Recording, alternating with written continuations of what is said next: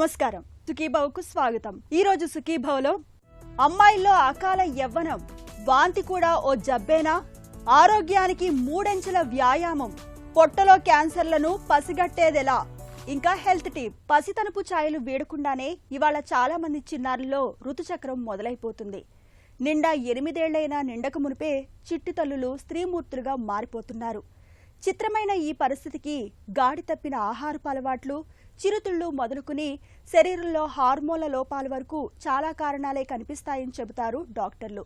చిరుప్రాయంలోనే యవ్వన ఛాయలు కనిపించడం అనేది ఇటు అమ్మాయిల్లోనూ అటు తల్లిదండ్రుల్లోనూ తీరని మానసిక సంఘర్షణను తెచ్చిపెడుతుంది. చిన్నారుల్లో చిరుప్రాయంలోనే ముందస్తు యవ్వనం ముంచుకు రావడానికి వెనుక కారణాలు, ఈ పరిస్థితిని అధిగమించేందుకు తీసుకోవాల్సిన జాగ్రత్తల గురించి ఇప్పుడు తెలుసుకుందాం.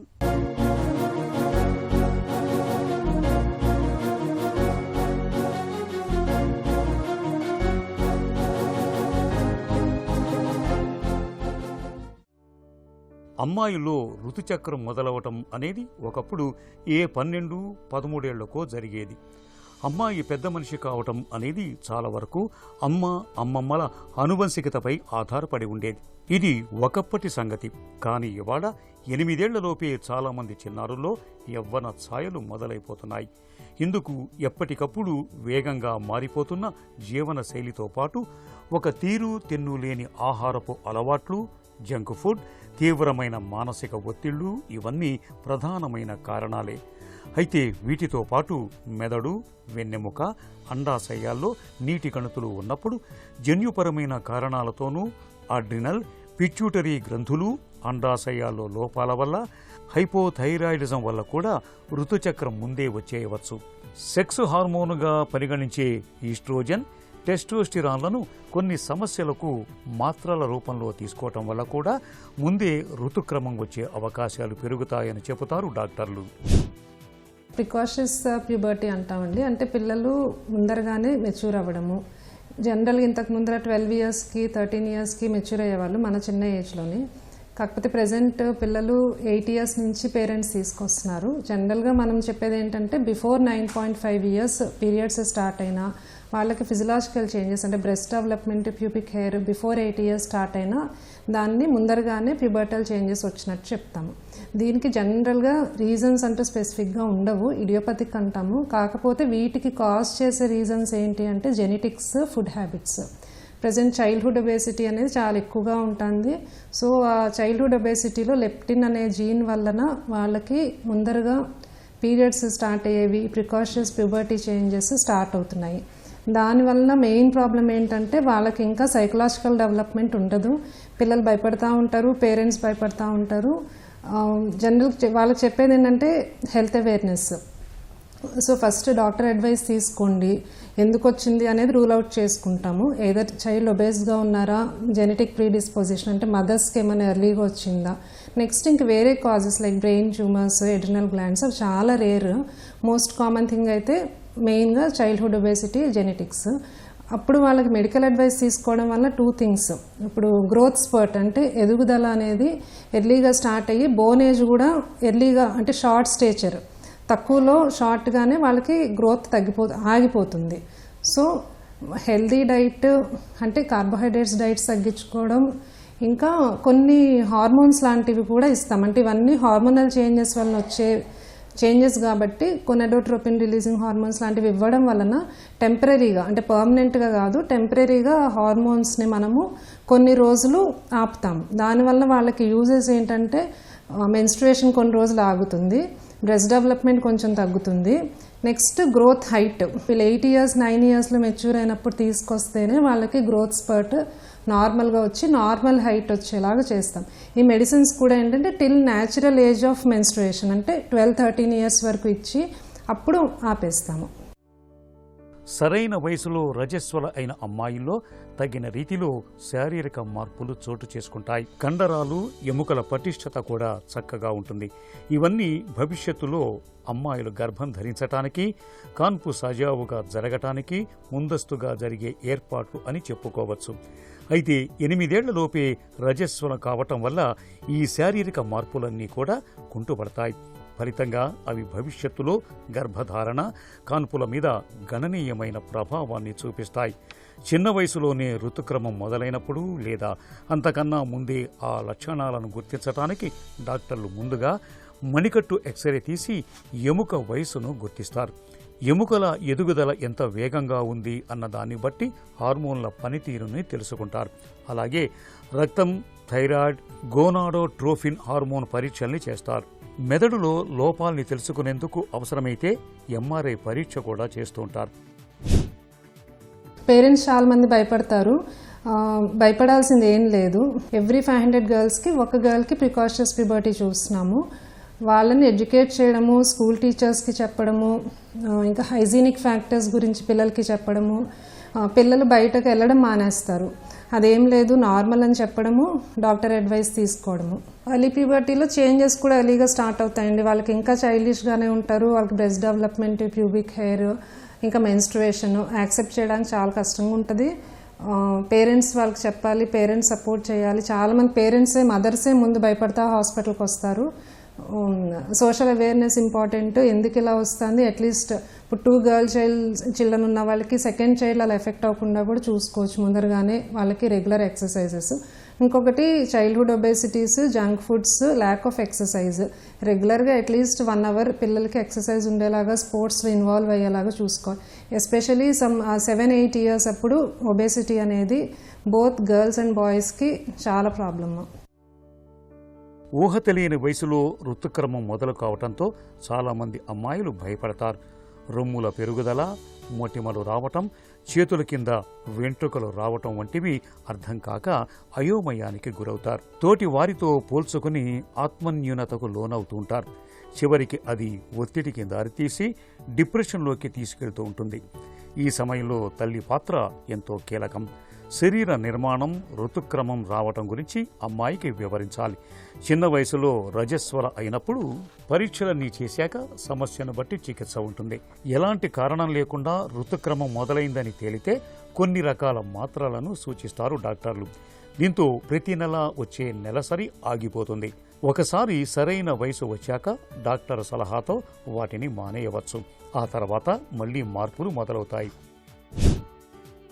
టీచర్స్ అందరికీ యూజువల్గా ప్రజెంట్ కొంచెము ఆ 4th class 5th class teachers అందరూ కొంచెం హెల్ప్ఫుల్గానే ఉంటున్నారు. వెంటనే వాళ్ళ పేరెంట్స్కి ఇన్ఫార్మ్ చేసినప్పుడు పేరెంట్స్ భయపడకుండా వెళ్ళడం, పిల్లల్ని తీసుకురావడము. ఇంకొకటి హెల్దీ లైఫ్ స్టైల్, అంటే ఇవన్నీ ఎలా ప్రివెంట్ చేయగలము అనేది కూడా తెలిసి ఉండాలి పేరెంట్స్కి.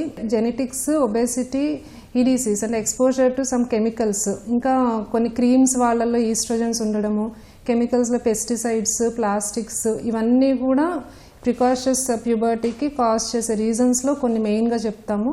So less chemicals, less pesticides, usage of like topical creams, అవన్నీ కూడా చైల్డ్హుడ్లో తగ్గించుకోవాలి. పసితనంలోనే ఋతుచక్రం మొదలవటం అనేది నిజంగా ఇబ్బందికరమైన పరిస్థితి. అయితే ఆరోగ్యకరమైన జీవనశైలిని ఆచరించేలా తగిన జాగ్రత్తలు తీసుకుంటే చిరుప్రాయంలో ముందస్తు యవ్వనం ముందుకొచ్చే ముప్పును చాలా వరకు నివారించవచ్చు. ఇందుకు బాల్యం నుండే అమ్మాయిలకు తగిన పౌష్టికాహారం అందేలా చూడాలి. నిత్యం తగినంత వ్యాయామం చేయించాలి. వయసుకు తగిన బరువు ఉండేలా జాగ్రత్తలు తీసుకోవాలి. ఈ జాగ్రత్తలు ముందస్తు యవ్వనాన్ని చాలా వరకు నివారిస్తాయి. ఒకవేళ 10 ఏళ్లలోపే రజస్వల అయితే మాత్రం తల్లిదండ్రులు ఆ విషయమై తగిన అవగాహన అందించాలి. అవసరమైతే డాక్టర్ సలహాలు, సూచనలు తప్పనిసరిగా తీసుకోవాలి. వాంతి అవుతున్నప్పుడు కడుపులో ఏదో కలియ తిప్పుతున్నట్లుగా ఉంటుంది. లోపల ఉన్నదంతా పైకి తన్నుకొస్తున్నట్టు, పేగులన్నీ లుంగలు చుట్టుకుపోతున్నట్లుగా ఏదో తెలియని బాధ, వికారం వేధిస్తాయి. నిజానికి వాంతిని ఒక రకంగా మనల్ని కాపాడే ప్రక్రియగా చెప్పుకోవచ్చు. చెడిపోయిన ఆహారం తినడం, కలుషితమైన నీటిని తాగడం మూలంగా బ్యాక్టీరియా, వైరస్ల వంటివి మనకు తెలియకుండానే జీర్ణకోశంలోకి చేరిపోతుంటాయి. ఇలాంటి వాటిని మన శరీరం వాంతి రూపంలో తొలగించుకోవడానికి ప్రయత్నిస్తుంటుంది. చాలా సందర్భాల్లో జరిగేది ఇదే. అయితే తరచూ వాంతులు అవుతున్నప్పుడు మాత్రం అందుకు వేరే కారణాలు ఉంటాయని, వాటిని పసిగట్టి చికిత్స తీసుకోవాలని చెబుతారు డాక్టర్లు. వాంతి గురించిన పూర్తి వివరాలను ఇప్పుడు తెలుసుకుందాం. ఈ వామిటింగ్స్ అనేవి మనకి కంటిన్యూస్గా వస్తున్నాయి. 24 hours దాటిన తర్వాత కూడా వామిటింగ్స్ అవుతున్నాయి. తర్వాత వామిటింగ్స్లో బ్లడ్ పడుతుంది. వామిటింగ్స్లో మనకి ఫీకల్ మ్యాటర్, మన మోషన్ స్మెల్ రావటం, ఫీకల్ మ్యాటర్ రావటము, ఇవన్నీ కూడా మనకి సీరియస్ కండిషన్గా తీసుకోవచ్చు. ఇదే కాకుండా మనకి ఆయాసం రావటము, తర్వాత బీపీ డౌన్ కావటము, టెంపరేచర్ ఎక్కువ ఉండటము, నెక్ స్టిఫ్నెస్ ఉండటము, ఈ వామిటింగ్తో కూడా ఇవన్నీ సిమ్టమ్స్తో వామిటింగ్స్తో పాటు వస్తున్నట్లయితే ఇది సీరియస్ కండిషన్గా మనం ట్రీట్ చేసుకొని మనం హాస్పిటల్ వెళ్ళటం, డాక్టర్ సలహా తీసుకోవటం అవసరం. పేషెంట్ కనుక ఫస్ట్ వామిటింగ్స్తోనే మా దగ్గరికి వచ్చినప్పుడు ఫస్ట్ మేము హిస్టరీలో అడుగుతాం, ఏమి తీసుకున్నారు, ఫుడ్ ఏమి తీసుకున్నారు, ఈ కారణంలో ఏ డాక్టర్ ఎప్పుడైనా కూడా ఒక పేషెంట్ ఒక సిమ్టమ్తో వచ్చినాక ఫస్ట్ మేము ఫైండ్ అవుట్ చేస్తాం, కాజ్ ఫైండ్ అవుట్ హిస్టరీలో సగం తెలిసిపోతుందండి. ఈ డాక్టర్స్ తర్వాత ఏం చేస్తారంటే మనకి ఎండోస్కోపీ కూడా అడ్వైజ్ చేస్తుంటారు. ఎందుకంటే ఎండోస్కోపీలో మనకి gastritis, GERD, gastro oesophageal reflex disease, ఇవన్నీ కూడా మనకి ఎండోస్కోపీలో గ్యాస్ట్రైటిస్ తెలిసిపోతుంటాయి. తర్వాత అల్ట్రాసౌండ్లో మనకి గాల్ బ్లాడర్ స్టోన్స్ కానివ్వండి, కొంతవరకు ప్యాంక్రియాటైటిస్, కొంతవరకు అపెండిక్స్ అనేది కూడా మనకి అల్ట్రాసౌండ్లో మనకు తెలిసిపోతుంది. సిటీ అబ్డామిన్ చేసినట్టయితే ఇంటెస్టనల్ అబ్స్ట్రక్షన్ కానివ్వండి, కంప్లీట్గా ప్యాంక్రియాటైటిస్, ఇవన్నీ కూడా మనకి వీటిలో తెలిసిపోతుంటాయి. కాబట్టి పేషెంట్ వచ్చిన తర్వాత హిస్టరీలో తర్వాత ఇన్వెస్టిగేషన్ ద్వారా మనం ఫైండ్ అవుట్ చేస్తుంటారు. వామిటింగ్స్ అవుతున్నప్పుడు మెయిన్గా ఫుడ్ అనేది కొంతవరకు ఫస్ట్ మనకు కొంత 2-3 hours వరకు కంప్లీట్గా ఆఫ్ చేయాలండి. ఏం తినకుండా ఉండాలి. తర్వాత కొద్దిగా అయిన తర్వాత అంటే కొంత ఎప్పటికీ కూల్ అయిన తర్వాత బాడీ సిప్ ఆఫ్ వాటర్స్, అంటే ప్లెయిన్ వాటర్ కానివ్వండి, అల్లంతో కూడిన వాటర్ కానివ్వండి, లెమన్ వాటర్ కానివ్వండి తీసుకోవటం వల్ల మనకు వామిటింగ్ సెన్సేషన్, వామిటింగ్ అనేది తగ్గించుకోవచ్చు. కాకపోతే కొన్ని రకాల డిసీజులు అయిన ఇంటెస్టనల్ అబ్స్ట్రక్షన్ అనుకోండి, అపెండిక్స్ అనుకోండి, కొలిసిస్టైటిస్ అనుకోండి, అంటే గాల్ బ్లాడర్లో ఇన్ఫెక్షన్ ఉండే అనుకోండి, ఈ వామిటింగ్స్ అనేవి ఆగవన్నమాట. ఈవెన్ పైలోరిక్ స్టెనోసిస్ అనుకోండి, వీటిలో అనేది మనకి వామిటింగ్స్ ఆగవు. ఇలాంటి కండిషన్లో మనకి ఇవి రెమెడీస్ తీసుకున్నా కూడా ఉపయోగం ఏమి ఉండదు. ఇలాంటి కండిషన్లో మనం అనేది మళ్ళీ డయాగ్నోసిస్ గురించి డాక్టర్ దగ్గరికి వెళ్తుండాలి. తర్వాత ఈ వామిటింగ్స్ అయ్యేటప్పుడు ఎక్కువ ఆయిలీ ఫుడ్ అనేది, తర్వాత బయట ఫుడ్ తీసుకోవద్దు. తీసుకున్న అంటే మనకు వామిటింగ్స్ తగ్గినప్పుడు తక్కువ వాటర్, తక్కువ క్వాంటిటీ, ఎక్కువ సాల్ట్ తీసుకుంటూ ఉండాలి. కంప్లీట్గా ఆల్కహాల్, కెఫీన్, కాఫీ ఇవన్నీ కూడా అవాయిడ్ చేయాలని. వ్యాయామం అంటే మన ఆరోగ్యాన్ని దివ్యంగా ఉంచే తారక మంత్రం. ప్రతినిత్యం కనీసం అరగంట సేపైనా వ్యాయామం చేయడాన్ని అలవాటు చేసుకుంటే చాలు, మనకు చాలా ఆరోగ్య ప్రయోజనాలే సిద్ధిస్తాయి. అన్నిటికీ మించి ఇప్పటికే ఉన్న దీర్ఘకాలిక జబ్బులు చక్కగా అదుపులో ఉంటాయి. అయితే వ్యాయామం అనగానే మనలో చాలామంది నడక, లేదంటే యోగా, బరువులు ఎత్తడాలు, ఇలా ఏదో ఒక వ్యాయామానికే పరిమితం అవుతుంటారు. నిజానికి ఆరోగ్యకర వ్యాయామానికి 3 అంచెల ప్రణాళిక అవసరం అంటారు నిపుణులు. ఆరోగ్యానికి 3 అంచెల వ్యాయామం గురించి ఇప్పుడు తెలుసుకుందాం.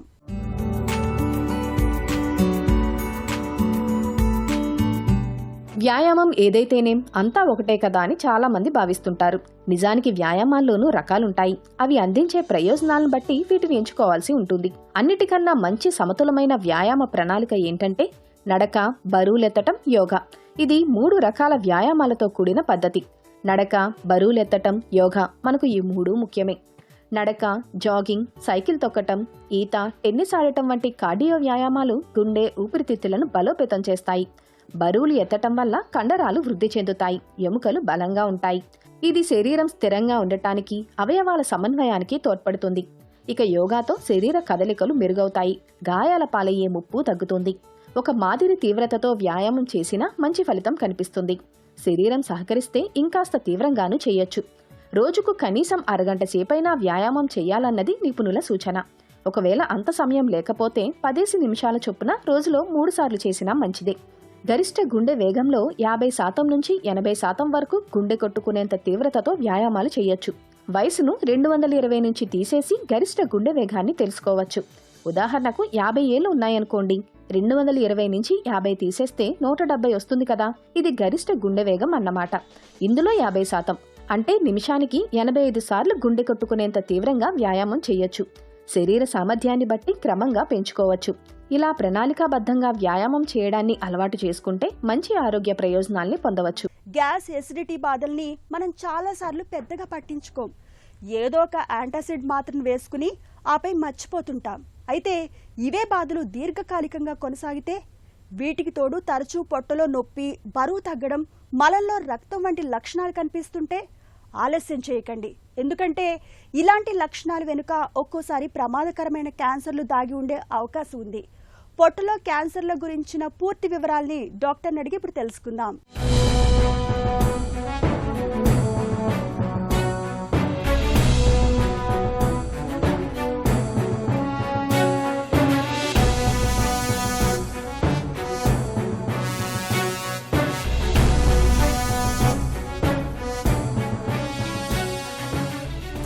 జీఐ క్యాన్సర్లు అంటే ఏంటి, ఎందుకు వస్తాయి? ఈ జీఐ క్యాన్సర్స్ అంటే గ్యాస్ట్రోఇంటెస్టినల్ సిస్టంలో వచ్చే క్యాన్సర్స్ అండి. గ్యాస్ట్రోఇంటెస్టినల్ సిస్టమ్ అంటే డైజెషన్, అంటే మనకు అరుగుదలకి ఉపయోగపడే ఆర్గన్స్ అన్నీ. ఎగ్జాంపుల్ ఏంది అంటే మన ఫుడ్ పైప్ కానివ్వండి, అంటే oesophagus, stomach, small intestine, large intestine, liver, pancreas, spleen, పెద్ద పేగు, చిన్న పేగు, ఇవన్నీ కలిపి డైజెస్టివ్ సిస్టమ్ అని అంటుంటారు. దీంట్లో వచ్చిన క్యాన్సర్స్ని జీఐ క్యాన్సర్స్ అంటూ ఉంటారు అన్నమాట. మామూలుగా తీసుకున్నట్లయితే అండి, ఈ క్యాన్సర్స్లో కూడా జీఐ క్యాన్సర్స్ ఇన్సిడెన్స్ సుమారు 100 మంది క్యాన్సర్ పేషెంట్లు కనుక మనం చూసినట్లయితే దాంట్లో 20 నుంచి 28% గ్యాస్ట్రోఇంటెస్టినల్ క్యాన్సర్స్గా మనం పేషెంట్స్ ఐడెంటిఫై చేయవచ్చు. గ్యాస్, ఎసిడిటీ, దీర్ఘకాలిక కడుపు నొప్పి వంటివి క్యాన్సర్గా పరిణమిస్తాయా?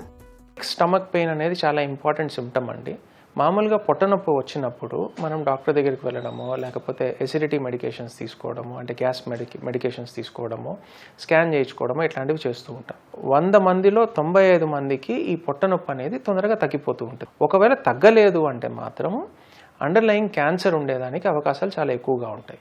రెండోది ఎసిడిటీ అనే సిమ్టమ్, ఇది ఒక సిమ్టమ్ కాంప్లెక్స్ అండి. అంటే ఒక 4-5 సిమ్టమ్స్ కలిపి మనం ఎసిడిటీగా అనుకుంటూ ఉంటాం. దాంట్లో ముఖ్యము గ్యాస్ట్రోఇసోఫేజియల్ రిఫ్లక్స్ డిసీజ్, అంటే జీఈఆర్డి. ఈ జీఈఆర్డి అనేది ఏంది అంటే పొట్టలో ఉన్న యాసిడ్ మన ఫుడ్ పైప్లోకి పదే పైకి వెళ్ళి ఆ ఫుడ్ పైప్లో ఉన్న మ్యూకోసాని, అంటే ప్రొటెక్టివ్ బ్యారియర్ని అరిగిచ్చేసి అల్సర్స్ ఫామ్ చేస్తుంది అనమాట. దాన్ని బ్యారెట్స్ ఈసోఫేగస్గా కూడా అంటూ ఉంటారు. ఈ బ్యారెట్స్ ఈసోఫేగస్ అనేది ప్రీ మాలిగ్నెంట్ అండి. ఇది ప్రీ మాలిగ్నెంట్ అంటే క్యాన్సర్కి దారి తీసే జబ్బు అనమాట. సో ఇట్లాంటివి ఉన్నప్పుడు క్యాన్సర్ ఉండే అవకాశాలు కూడా ఉంటాయి. జీఐ క్యాన్సర్లు ఏ అవయవాలను ప్రభావితం చేస్తాయి? బాడీలో ఉన్న అన్ని ఆర్గన్స్కి క్యాన్సర్ రావచ్చు. దాంట్లో ముఖ్యంగా జీఐ క్యాన్సర్స్ ఎక్కువ కామన్ క్యాన్సర్స్. బాడీలో కనుక మనం సపరేట్ ఒక్కొక్క సిస్టమ్, అంటే digestive system, respiratory system, reproductive system, ఇట్లా ఒక్కొక్క సిస్టమ్గా తీసుకుంటే హయ్యెస్ట్ క్యాన్సర్స్ వచ్చేది డైజెస్టివ్ సిస్టమ్ క్యాన్సర్స్ అనమాట. అంటే almost 20 to 28% of cancers GI క్యాన్సర్స్గా ఉంటాయి. దాంట్లో కూడా కోలోరెక్టల్ క్యాన్సర్స్ చాలా కామన్ డిసీజెస్ అనమాట. మల విసర్జనలో రక్తం కనిపించడం ప్రమాదకరమైన సంకేతమా? మెజారిటీ ఆఫ్ పేషెంట్స్, అంటే ఎక్కువ శాతం మంది ఏంటంటే మోషన్లో బ్లడ్ పడంగానే అది వెంటనే అది క్యాన్సర్ అనేసుకుంటూ ఉంటారు. కానీ ఈ బ్లడ్ పడిన పేషెంట్స్, అగైన్ మనము స్టాటిస్టిక్స్ తీసుకున్నట్లయితే 100లో 95 మంది క్యాన్సర్ కాదు, ఇవి మామూలు అల్సరేషన్స్ కానీ, ఇన్ఫెక్షన్స్ అవనివ్వండి, క్రిముల వల్ల కానివ్వండి, కాన్స్టిపేషన్ వల్ల, పైల్స్ లాంటి వాటి వల్ల కానివ్వండి, ఎక్కువ శాతం వస్తూ ఉంటుంది అనమాట. కానీ మిగతా 5 మంది పేషెంట్స్లో మాత్రం క్యాన్సర్ ఉంటుంది. అండ్ ఇంకో ముఖ్యమైనది ఏంటి అంటే బ్లడ్ కంటిన్యూస్గా బ్లడ్ పడుతున్నప్పుడు అండ్ హిమోగ్లోబిన్ కూడా తగ్గుతూ ఉంటుంది ఈ పేషెంట్స్కి. వీక్నెస్, అంటే మోషన్లో బ్లడ్ కనపడమే కాకుండా వీక్నెస్ కూడా ఉన్నట్లయితే క్యాన్సర్ ఉండే అవకాశాలు ఎక్కువగా ఉంటాయి. అండ్ సెకండ్ థింగ్ ఏంటంటే ఈ బ్లడ్, మోషన్లో బ్లడ్తో పాటు ఆల్టర్నేటివ్ హ్యాబిట్స్ అంటారండి. అంటే కొన్నిసార్లు మోషన్స్ రావడము, కొన్నిసార్లు డయేరియా రావడం, అంటే వారంలో 3 రోజులు లూజ్ మోషన్స్ అయినట్టు ఉండడము రక్తంతో పాటు, మిగతా 3 రోజులు కాన్స్టిపేషన్, అంటే మోషన్ సరిగ్గా రాకుండా ఉండడం, గట్టిగా రావడము, ఇట్లా ఉన్నట్లయితే కూడా క్యాన్సర్ లక్షణంగా చూసుకోవాలి. గ్యాస్ట్రిక్, కొలన్, లివర్ క్యాన్సర్ల లక్షణాల్లో ముఖ్యమైన తేడాలేంటి? కొన్ని సిమ్టమ్స్ ఈ 3 క్యాన్సర్స్కి చాలా సిమిలర్గా ఉంటాయండి. ఫర్ ఎగ్జాంపుల్, అనుకోకుండా బరువు తగ్గడము. మామూలుగా ఏంటంటే మనము ఫుడ్ తగ్గించో లేకపోతే ఎక్సర్సైజ్ చేసో బరువు తగ్గడం వేరు. అనుకోకుండా తగ్గడం, అంటే మామూలుగా తింటూనే మామూలుగా ఉంటూనే కూడా వెయిట్ లాస్ అవ్వడం క్యాన్సర్ లక్షణం అనమాట. ఇది అన్ని జీఐ క్యాన్సర్స్కి కామన్ సిమ్టమ్. దాంతోపాటు ఆకలి తగ్గడము, వీక్నెస్ రావడము, ఇవి కూడా common symptoms. But specific symptoms, అంటే ఇప్పుడు కొలానిక్ క్యాన్సర్కి స్పెసిఫిక్ సిమ్టమ్స్, అంటే పెద్ద పేగుకు సంబంధించిన క్యాన్సర్కి స్పెసిఫిక్ సిమ్టమ్స్ ఏంటంటే ఇర్రెగ్యులర్ బవెల్ హ్యాబిట్స్ అంటారు. అంటే మోషన్లో అబ్నార్మల్గా ఉండడం అన్నమాట. అంటే ఒకసారి లూజ్ మోషన్స్ అవ్వడము, ఒకసారి గట్టిగా మోషన్ రావడము, అండ్ మోషన్ పోయిన తర్వాత కంప్లీట్గా ఎంటీ కాకుండా కొంచెం మిగిలిపోయిందన్న ఫీలింగ్ రావడము, ఇలాంటి సిమ్టమ్స్ ఉంటాయన్నమాట. ఇంకొంతమందికి మోషన్లో బ్లడ్ రావడము, ఇలాంటి సిమ్టమ్స్ కొలానిక్ క్యాన్సర్కి సంబంధించిన సిమ్టమ్స్. అదే మన లివర్కి సంబంధించిన సిమ్టమ్స్ తీసుకుంటే జాండిస్ రావడము, ఇచ్చింగ్ రావడము, బాడీ అంతా బర్నింగ్ సెన్సేషన్ ఉండడము, యూరిన్ పోయేటప్పుడు ఎల్లోగా రావడము, మోషన్ పోయేటప్పుడు కొన్నిసార్లు వైట్గా రావడము, మామూలుగా మోషన్ పసుపు రంగులో రావాల్సింది పోయి తెల్లగా రావడము, కొన్నిసార్లు నల్లగా రావడము, ఇట్లాంటివి లివర్ క్యాన్సర్కి సంబంధించిన లక్షణాలు. జిఐ క్యాన్సర్లను తొలి దశలో గుర్తిస్తే పూర్తిగా నయమవుతాయా? అర్లీగా పేషెంట్ డాక్టర్ దగ్గరికి వచ్చినట్లయితే 100% క్యూర్ పాసిబుల్ అండి. ఐదర్ సర్జరీ ద్వారా అవ్వనివ్వండి, లేకపోతే మినిమల్ యాక్సెస్ అంటే ఎండోస్కోపీ ద్వారా కూడా కంప్లీట్ క్యూర్ ఇచ్చే అవకాశాలు ఉంటాయి. ఎండోస్కోపీ, కాలనోస్కోపీ లాంటి పరీక్షలు తప్పనిసరిగా చేయించుకోవాలా? క్యాన్సర్ స్క్రీనింగ్లో ముఖ్యమైనవి, ఎస్పెషలీ జిఐ క్యాన్సర్స్లో మనకి మోస్ట్ ఇంపార్టెంట్ ఏంది అంటే స్క్రీనింగ్ టూల్స్ ఎండోస్కోపీ అండి. అది అప్పర్ జిఐ ఎండోస్కోపీ అవ్వనివ్వండి, లేకపోతే లోవర్ జిఐ ఎండోస్కోపీ అవ్వనివ్వండి, అంటే కొలనోస్కోపీ. దీనికి సర్టన్ గైడ్ లైన్స్ ఉంటాయండి. పేరెంట్స్కి కానివ్వండి, లేకపోతే ఫ్యామిలీలో ఎవరికన్నా క్యాన్సర్ ఉందనుకోండి, అది ముఖ్యంగా స్టమక్ క్యాన్సర్ అవ్వనివ్వండి, ప్యాంక్రియాస్ క్యాన్సర్ అవ్వనివ్వండి, ఇట్లా ఉన్న వాళ్ళకి అంటే వీళ్ళకి సిమ్టమ్స్ ఉన్నా లేకపోయినా కూడా 40 సంవత్సరాల నుంచి మొదలుపెట్టి ఎవ్రీ 5 years స్క్రీనింగ్ అనేది చేయించుకోవాలి. స్టమక్ క్యాన్సర్ అంటే హెరిడేటరీ క్యాన్సర్ అంటూ ఉంటారు, హెరిడేటరీ గ్యాస్ట్రిక్ క్యాన్సర్ అంటూ ఉంటారు. ఇలాంటి క్యాన్సర్ కనుక ఫ్యామిలీలో ఉన్నట్లయితే ఎవ్రీ ఇయర్ అడోలసెన్స్ వచ్చిన తర్వాత నుంచి అంటే 18 years తర్వాత నుంచి ఎవ్రీ ఇయర్ వీళ్ళకి ఎండోస్కోపీ చేయించుకోవడం అనేది చాలా ఇంపార్టెంట్ అండి.